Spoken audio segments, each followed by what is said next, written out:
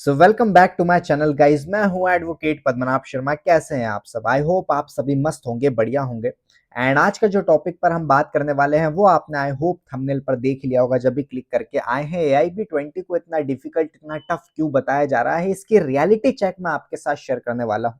तो नमस्कार दोस्तों, फाइनली मैं कहूंगा कि मैंने भी AIB 20 दी है। ऑल इंडिया बार एग्जामिनेशन 20 दे दिया है and I will definitely qualify. And क्यों मुझे टफ नहीं लगा, क्यों उस सिनेरियो में मैं बैठा हूं, वो आपको मैं बताऊंगा। देखो, आज मैं जो जितनी बात कर रहा हूं ना, तुम्हारे साथ अपना पूरा कंप्लीट ऑनेस्ट एक्सपीरियंस में शेयर करने वाला हूं। जो एग्जाम हॉल में मैंने देखा, मैंने पर्सनली ऑब्जर्व किया, एंड सबसे इंपॉर्टेंट बात मैं कहूंगा जो मैंने रियलाइज किया about the current state of legal education in our country. तो अगर तुम लॉ स्टूडेंट हो, एक फ्रेश लॉ स्टूडेंट हो, मैं कहूंगा फर्स्ट ईयर, सेकेंड ईयर या इवन थर्ड ईयर में हो, या अभी फिर रिसेंटली जो लॉ ग्रेजुएट्स हुए हैं, तो मैं तुमसे प्रॉमिस करता हूं कि ये वीडियो तुम्हारे लीगल करियर की डायरेक्शन चेंज कर सकता है। क्यों ऐसा कह रहा हूं? क्योंकि जो मैं आज बताने वाला हूं ना तुमको, वो कोई टेक्स्ट बुक थ्योरी नहीं है। वो कोई टेक्स्ट बुक थ्योरी नहीं है, ये मेरे लाइव ऑब्जर्वेशन, रियल एक्सपीरियंस मैं आपके साथ शेयर करने वाला हूँ। ठीक है, तो पर्सनल एक्सपीरियंस जैसे कि कहा मैंने यहाँ शेयर होगा, and what actually happened, paper analysis करके बता रहा हूँ मैं आपको यहाँ पर, एंड क्या सॉल्यूशन है इसका, यही हम सारी चीजें डील करेंगे। तो चलिए शुरू करते हैं। बट पहले कहूंगा कि अगर तुम सीरियसली, और मैं कहूंगा कि अपनी लीगल प्रिपरेशन को लेकर कंसर्न हो, तो वीडियो को पूरा देखना। क्यों? क्योंकि एंड में तुम्हें एक सॉल्यूशन बताऊंगा जो बहुत काम आने वाला है। तो चलो करते हैं वीडियो को स्टार्ट।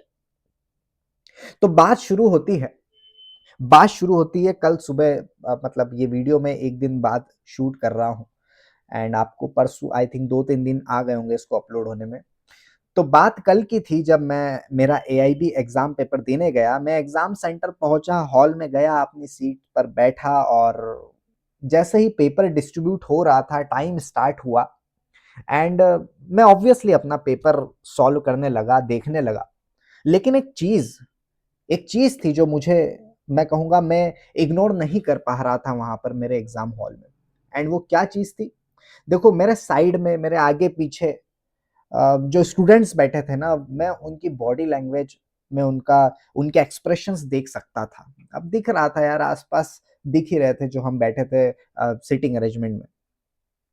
एंड ऑनेस्टली गाइस, वो देख के, मुझे ऑब्जर्व करके क्या समझ में आया, बहुत अनकंफर्टेबल फील हुआ ये देखकर कि कितने स्टूडेंट्स जेन्युइनली वहां स्ट्रगल कर रहे थे। कैसा स्ट्रगल? देखो, मैं कोई यहाँ पर एग्जैगरेशन नहीं कर रहा हूं, ठीक है? ये मेरे एक्चुअल ऑब्जर्वेशन वहां पर मैं बैठकर देख रहा था। मैं देख रहा था कि स्टूडेंट्स जो है वो क्वेश्चन पेपर्स को बार बार पढ़ रहे हैं, फिर अपनी बैरेक्स खोल रहे हैं, फिर पेजेस पलट रहे हैं, फिर वापस क्वेश्चंस पढ़ने के बाद फिर वापस बैरेक्ट खोल रहे हैं, और ये सिस्टम उनका चलते रह रहा है। मतलब ये क्लियर उनको देखने से हो रहा था कि इनको ये क्लियर नहीं हो रहा है कि ये जो क्वेश्चन पढ़ रहे हैं ये कहां पर दिया होगा। आंसर लोकेट करना नहीं आ रहा था उनको, ये मैं ऑब्जर्व कर रहा था। एक पर्टिकुलर इंसिडेंट याद है मुझे कल का। एक स्टूडेंट मेरे जस्ट साइड में बैठा था, उसने कॉन्ट्रैक्ट एक्ट की बैरक निकाली, इंडेक्स देखा उसने, एंड फिर सेक्शंस पढ़ने लगा वो, फिर वापस उसने इंडेक्स देखा, एंड ये साइकिल उसके चल ही रही थी, इंडेक्स लोकेट करना और फिर कंटेंट देखना। और मैं समझ सकता था कि यार, प्रॉब्लम ये नहीं कि उन्होंने पढ़ा नहीं है, प्रॉब्लम यहाँ पर ये थी कि उन्हें डायरेक्ट नेविगेट करना नहीं आता था। ठीक है, यहां पर जैसा मैंने लिखा, the issue wasn't lack of knowledge, it was lack of navigation skills. Skills जो है नेविगेशन की, वो यहाँ पर लैक कर रही थी। और ये सिर्फ एक दो स्टूडेंट्स की बात नहीं कर रहा हूं, ये जनरल पैटर्न था जो मैं ऑब्जर्व कर रहा था वहां पर। तो एग्जाम खत्म होने के बाद जो मैं बाहर जब जैसे ही निकला, तो ऑब्वियसली सभी डिस्कस करते हैं कि पेपर कैसा गया, कैसा था। मेजोरिटी का यही कहना था, भाई पेपर बहुत टफ था। पैटर्न ही बदल दिया पेपर का, statement, assertion, reasoning, logical reasoning, assertion based, conclusion based, सारे तरीके के क्वेश्चंस आ गए। क्वेश्चंस बिल्कुल अलग टाइप के थे। तो मैंने सोचा चलो घर जाकर प्रॉपर्ली एनालाइज कर लेता हूं यार कि एक्चुअली हुआ क्या इस पेपर में। तब तो 3 घंटे में जल्दी जल्दी जैसा होते गया वैसा करते गए। तो जो मैंने घर पर आके उस पेपर को देखा, मेंटली रिकंस्ट्रक्ट किया, क्वेश्चन को याद किया, वापस रिपीट करके देख देख के पढ़ा, उनका एनालाइज किया, तो भैया कुछ इंटरेस्टिंग पैटर्न मुझे समझ आए। कुछ इंटरेस्टिंग पैटर्न मुझे समझ आए। कैसे? पहली बात, हाँ मैं कहूंगा पैटर्न जो है वो डेफिनेटली चेंज हुआ, ठीक है, मैं इस बात से बिल्कुल डिनाई नहीं करता हूँ। क्वेश्चन का स्टाइल थोड़ा बहुत डिफरेंट था compare to previous AIB question papers, ये मैं बिल्कुल एग्री करता हूँ। पहले जो स्ट्रेट फॉरवर्ड थियोरिटिकल क्वेश्चंस आते थे, अब प्रैक्टिकल सिनेरियोज भी दिए गए थे एंड फैक्ट बेस्ड क्वेश्चंस भी थे, जैसे कि हमने देखा। ठीक, तो ये सब चीजें मुझे देखने को मिली। अगर लोगों को पैटर्न चेंज की वजह से इनिशियल शॉक यहां पर लगा इस पेपर को देखकर, तो वो बिल्कुल जस्टिफाइड है। कोई यहाँ पर आप पर सवाल नहीं उठाता है कि आप यहाँ पर गलत हो। आपका ऐसा शॉक्ड होना पैटर्न चेंज होने की वजह से बिल्कुल जस्टिफाइड है। मैं ये नहीं कह रहा हूं कि पेपर इजी था या टफ था, मेरी बात समझ लो। मैं यहाँ पर ये नहीं कह रहा हूं कि पेपर इजी था या टफ था। ये तो सबका अपना अपना परसेप्शन है भैया, वो परसेप्शन है हर स्टूडेंट का अपना ही, बेस्ड ऑन देयर प्रिपरेशन, कि भैया पेपर टफ था या नहीं। लेकिन दूसरी बात, और ये सबसे मैं कहूंगा इंपॉर्टेंट ऑब्जर्वेशन रहा मेरा, वो ये कि भैया कैटेगराइज करना। तो मैं देख सकता था अप्रोक्सीमेटली 60 टू 65 क्वेश्चंस यहाँ पर डायरेक्टली बैरेक्ट से आ रहे थे भैया, ठीक है। When I mentally reconstructed the paper, approximately 60 to 65% of questions had answers directly stated in barracks. Exact provision, specific section, clear clauses. अरे वो स्टेटमेंट थे, वो क्लॉजेस को उठाकर अंदर के जो कंटेंट रहता है उनको उठाकर लिख दिए गए थे और असर्शन बेस्ड बना दिए।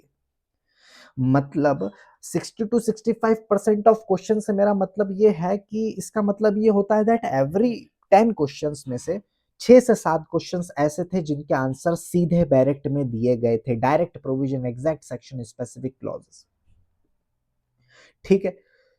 तो ये क्वेश्चन कॉम्प्लिकेटेड नहीं थे, मैं कहूंगा ये ट्रिकी नहीं थे, ये डायरेक्टली डायरेक्ट में लिखा हुआ था जो वहां पर स्टेटमेंट और ये सब बेस्ड क्वेश्चंस बनाए गए, ये डायरेक्टली बैरेक्ट्स में थे। तो अगर तुम्हें बैरेक्ट प्रॉपर्ली पढ़नी आती उस समय, अगर तुम्हें सेक्शन स्ट्रक्चर समझ आता, अगर तुम्हें प्रोवाइजोस, एक्सप्लेनेशंस, इलस्ट्रेशन का मतलब पता होता, तो ये क्वेश्चंस आपको भी स्ट्रेट फॉरवर्ड लगते जैसा मेरे को लगे थे। तो अब सवाल ये आता है, the real issue is that this were not complicated or tricky question. If you understood the Barrett structure, section logic and legal language, they were straightforward. तो सवाल यहां पर क्या आता है? सवाल ये आता है कि अगर क्वेश्चंस में स्ट्रेट फॉरवर्ड थे, सर आप कह रहे हो क्वेश्चंस जो हैं वो इतने स्ट्रेट फॉरवर्ड थे, अगर आंसर डायरेक्टली डायरेक्ट में थे, तो फिर स्ट्रगल क्यों हो रहा था सबका? और यहीं पे आता है असली प्रॉब्लम, और ये प्रॉब्लम मैं आपको बता रहा हूं सिर्फ एआईबी की नहीं है, ये प्रॉब्लम हमारी पूरी लीगल एजुकेशन सिस्टम की है, ठीक है। तो ये जो अनकंफर्टेबल ट्रुथ है लीगल एजुकेशन का, मैं आपके साथ शेयर करता हूं। देखो दोस्तों, मैं कहूंगा आज एक बहुत अनकंफर्टेबल ट्रुथ बोलने वाला हूं, और इसको आपको एक्सेप्ट करना पड़ेगा, अपने आप पे आईना, अपने आप का आईना देखना पड़ेगा, एंड ये ट्रुथ हमें एक्सेप्ट करना पड़ेगा अगर हमें जेन्युइनली इंप्रूव करना है तो। देखो हमारे लॉ कॉलेजेस में, हमारे कोचिंग्स में तो मैं कहूंगा कि बैरक्स के सेक्शन टू सेक्शन तुमको पढ़ाते हैं, बट लॉ कॉलेजेस में कहीं ना कहीं ये चीज, ये पार्ट मिसिंग होता है कि आपको पूरी बैरेट का एक एक सेक्शन, एक एक लाइन पढ़ पढ़ के आपको बताए। वो कमेंट्रीज ज्यादा प्रीफर करते हैं, या तो डेली लेक्चर्स नहीं लग पाते हैं, ठीक है। तो गलती उनकी भी नहीं है, अगर वो एक एक सेक्शंस पढ़ाने गए तो आपकी हर सेमेस्टर या मिड टर्म्स में एग्जाम्स आ जाती है, ठीक है। मैं यहाँ पर प्रोफेसर्स को गलत नहीं ठहराऊंगा, उनको तो, वो तो चाहते हैं कि आपको एक एक लाइन पढ़ाए, बट वो पॉसिबल नहीं हो पाता है, और किसी ने पढ़ाया है तो वेल एंड गुड। अब क्योंकि ऐसी चीजें नहीं होती है, तो ये जो फंडामेंटल स्किल है ना, जो एक लॉयर, एक जज, एक लीगल प्रोफेशनल्स के लिए सबसे जरूरी है, ये फॉर्मली ट्रेनिंग में इंक्लूड ही नहीं है। क्या? बैरेक्ट को रीड करना। सुनो क्या होता है, देखो फर्स्ट ईयर में क्या होता है, फर्स्ट ईयर से लेकर फाइनल ईयर तक प्रोफेसर्स फिर कमेंट्रीज पर आ जाते हैं, नोट्स डिक्टेट करते हैं या सिंप्लीफाइड वर्जन आपको दे देते हैं या आप ले लेते हो, वो तो आपको पढ़ाना चाहते हैं बट आप कहते हो सर इंपॉर्टेंस दे दो बस। शॉर्ट ट्रिक्स आपको फिर सीखनी पड़ती है एंड केस लॉस के समरी वे में आप केस लॉस को पढ़ते हो, ठीक है। और मैंने जैसे कहा प्रोफेसर को मैं ब्लेम नहीं कर रहा हूं, ये सिस्टम की लिमिटेशन है, टाइम कांस्टेंट है, सिलेबस प्रेशर रहता है प्रोफेसर के ऊपर। तो नेचुरली इजी रूट ये है कि प्रोसेस्ड इंफॉर्मेशन दे दो स्टूडेंट्स को, वो भी ये फिर करते हैं। लेकिन प्रॉब्लम ये है कि जब तुम एक्चुअल एग्जाम में जाते हो, जब तुम कोर्ट, मैं कहूंगा कोर्ट में जाओगे या तुम लीगल ड्राफ्टिंग करते हो, तो कोई यहां पर तुम्हें कमेंट्री नहीं देगा, ठीक है, कोई तुम्हें यहां कमेंट्री नहीं देगा, तब तुम्हें बैरेट से डायरेक्टली काम करना पड़ता है। और एग्जैक्टली यही मैं एग्जाम हॉल में देख रहा था जब मैं एग्जाम दे रहा था, यही मैं एग्जाम हॉल में देख रहा था कि स्टूडेंट के पास नॉलेज थी, प्रिपरेशन भी थी, अरे मेहनत भी करके आए होंगे, लेकिन एक फंडामेंटल स्किल उनकी मिसिंग थी सभी में, वो थी कि बैरेट को नेविगेट करना, ये स्किल उनमें मिसिंग थी।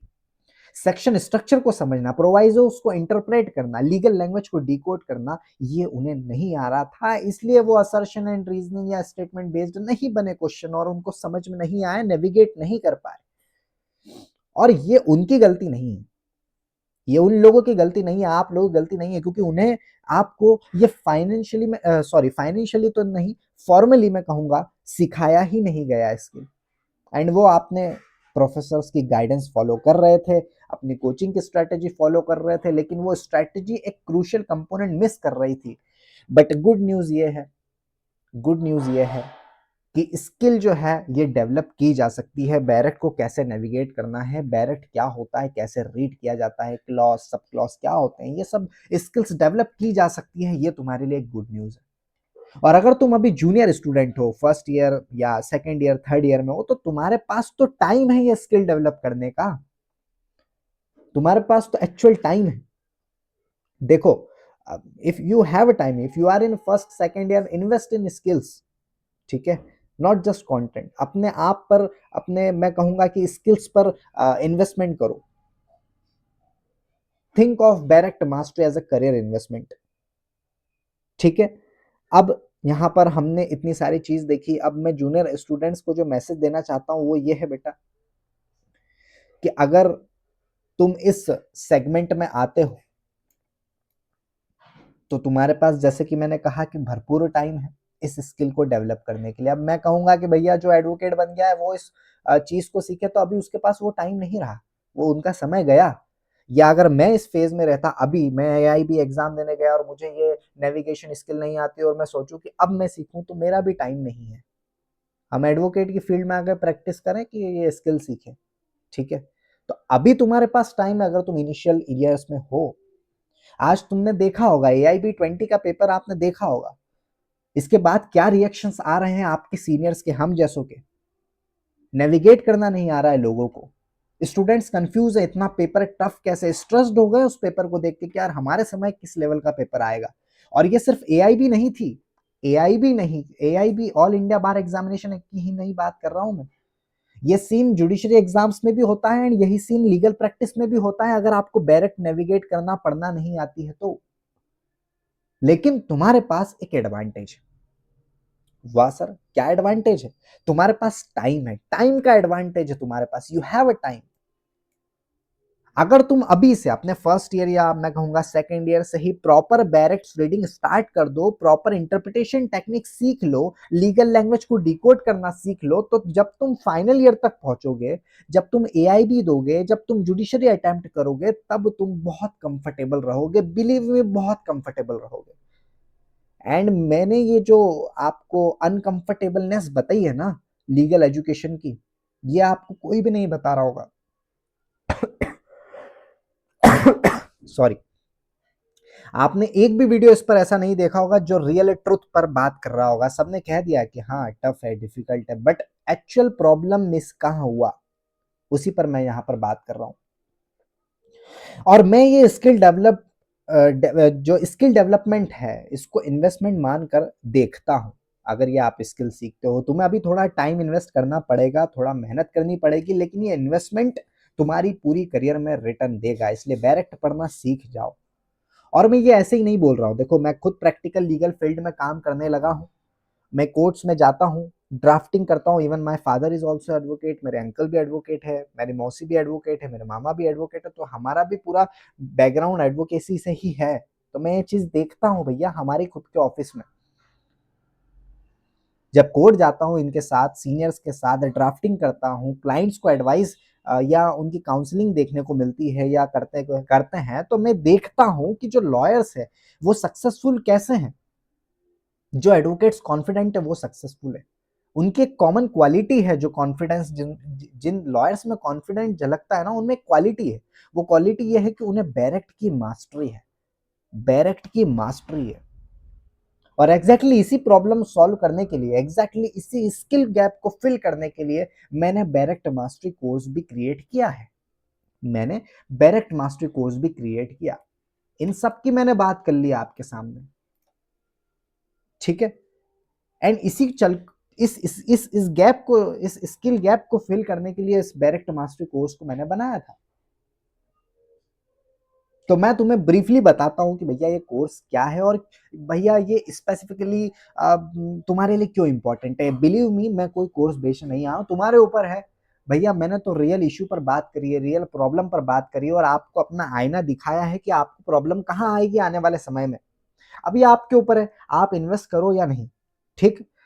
अब इसमें आपको क्या मिलेगा, डायरेक्ट मास्टरी कोर्स है, कंप्लीट ट्रेनिंग प्रोग्राम है, रिकॉर्डेड लेक्चर रहेंगे, इस बात को अभी से ही ध्यान रख लो। बट मैं आपसे 1-to-1 कन्वर्जन करता रहूंगा। यहाँ पर इस कोर्स में आपको ग्राउंड अप से सिखाया जाएगा बैरेक्ट्स को कैसे प्रोफेशनली पढ़ा जाए। ये कोई शॉर्टकट कोर्स नहीं है दोस्तों, हमेशा इस बात को गार्ड मान लो कि ये जो मेरा कोर्स है शॉर्टकट नहीं। इंडिया में कहीं ने किसी ने भी इस बैरेक्ट मास्टर कोर्स को क्रिएट नहीं किया होगा, कोई भी इसको इंपॉर्टेंट नहीं मानता। मेरे को पता है इंपॉर्टेंस कितनी है इसकी, और मैंने ये आई थिंक पहला ही, आज तक आपको बैरेक्ट मास्टर कोर्स नहीं दिखा होगा जो बैरेक्ट पढ़ाना सिखा रहा होगा बेसिक से। तो ये एक स्किल बिल्डिंग प्रोग्राम है। यहाँ कोर्स में आपको 11 कॉम्प्रहेंसिव मॉड्यूल्स मिलेंगे। कितने? 11 कॉम्प्रहेंसिव मॉड्यूल्स मिलेंगे। मॉड्यूल 1 से लेकर 3 तक तुम्हें पहले समझाया जाएगा कि बैरेक्ट, मॉड्यूल 1 से लेकर 3 तक यहाँ पर आपको यही समझाया रहेगा कि भैया बैरेक्ट होती क्या है, कैसे बनती है, उसका स्ट्रक्चर क्या होता है, लेजिस्लेटिव प्रोसेस क्या होती है, एनाटॉमी क्या है एक्ट की, एक अधिनियम की प्रोविजन का ब्रेकडाउन कैसे होता है। मॉड्यूल 4 से लेकर 6 तक, मॉड्यूल 4 से लेकर 6 तक आपको यही बताया जाएगा भैया कि तुम्हारे लीगल लैंग्वेज तुमको सिखाई जाएगी। आपने देखा होगा शाल, में, डीम्ड, नॉट विथ स्टैंडिंग, ये मैजिक वर्ड्स क्या कहते हैं उसमें जो होते हैं बैरेक्ट्स में, इनका क्या मतलब होता है, इनको कैसे इंटरप्रेट किया जाता है, इंटरप्रिटेशन के रूल्स क्या होते हैं, literal rule, golden rule, mischief rule, practical examples के साथ मैं आपको बताऊंगा, ठीक है। एंड ऐसे कई मैंने मॉड्यूल्स, 11 मॉड्यूल्स बनाए, 7 से लेकर 9 तक के मॉड्यूल्स में मैं स्पेसिफिक बैरेक्ट्स भी पढ़ाना सिखाई है, कॉन्स्टिट्यूशन, आईपीसी, इनके सब एग्जांपल्स लिए हैं और उनको कैसे पढ़ते हैं इंडिविजुअली, हर एक एक्ट को रीडिंग टेक्निक करके बताई है, मैंने समझाने की कोशिश की है।